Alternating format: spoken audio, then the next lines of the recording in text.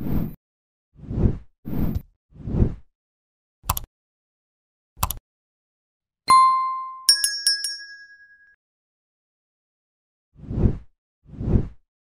film Conclave depicts the election process of a new pope, and the film ornaments its terrifically acted drama with serious attention to the real-life process. Ralph Fiennes leads Conclave's cast as Cardinal Thomas Lawrence, the Dean of the College of Cardinals, who leads the election process for a new pope.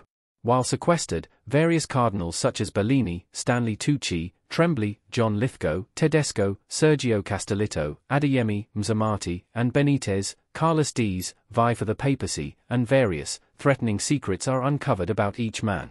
In the thrilling journey to Conclave's plot twist ending, Cardinal Lawrence navigates the disparate views of several candidates. Tedesco is a harsh traditionalist, Bellini is a progressive liberal, and Adeyemi is economically liberal but socially conservative. This puts Lawrence in a conflict of interests, as he too might be a potential candidate, and his reluctance to see himself as so might make him the perfect man for the job. But Lawrence bends some rules throughout the film, and it's fascinating to read up on how the actual papal conclave would be run and what the film's differences are. How a new pope is chosen in real life. Cardinals are summoned around the world to participate in the conclave. The leaders of the Roman Catholic Church have been gathering in Vatican City for exclusive elections, known as papal conclaves, for over a millennium.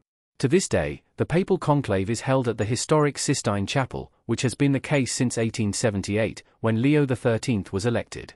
The current Pope Francis, who was appointed in 2013, was elected through this process at the age of 76.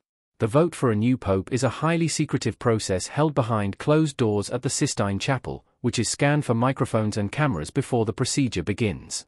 While being sequestered, cardinals aren't allowed to speak about the ongoing election process with anyone outside, or else they'd be excommunicated. Each cardinal is given a paper ballot with the prompt Elego in summum pontificem, a Latin phrase for I elect as supreme pontiff. An important detail is that cardinals aren't allowed to write their own name. The cardinals, in order of seniority, then walk to an altar one at a time to place their ballots into a chalice before the results are tallied and read aloud to those in attendance. A cardinal is required to receive a majority of 2/3 of all votes to become the new pope. If a new pope is selected, white smoke will come from the Vatican's rooftop, revealing to the world that a decision has been made. However, if a decision isn't made, ballots will be burnt with an additional chemical that makes the smoke black. In this case, the conclave resumes, with 2 to 4 more votes held per day. If, on the 5th day, a decision hasn't been made, the cardinals will pause for prayer and discussion before continuing who votes for the new pope. The College of Cardinals votes on the new pope. Ralph Fiennes stands in a church in conclave still. When the time comes for a papal conclave to be held, every cardinal in the world under the age of 80 is meant to travel to Rome to partake in the process. Generally speaking, roughly 120 participants are expected to show up, making the 2/3 majority about 80. In 2013's election of Pope Francis, 115 cardinals attended. Also attending are 2 masters of ceremonies, some of the only non-cardinals allowed into the chapel during the election process. Some cardinals are also given special roles within the election. The Dean of the College of Cardinals has been an established position since the 12th century, with the responsibility being to preside over the College of Cardinals. This includes summoning the cardinals for the conclave and overseeing the process.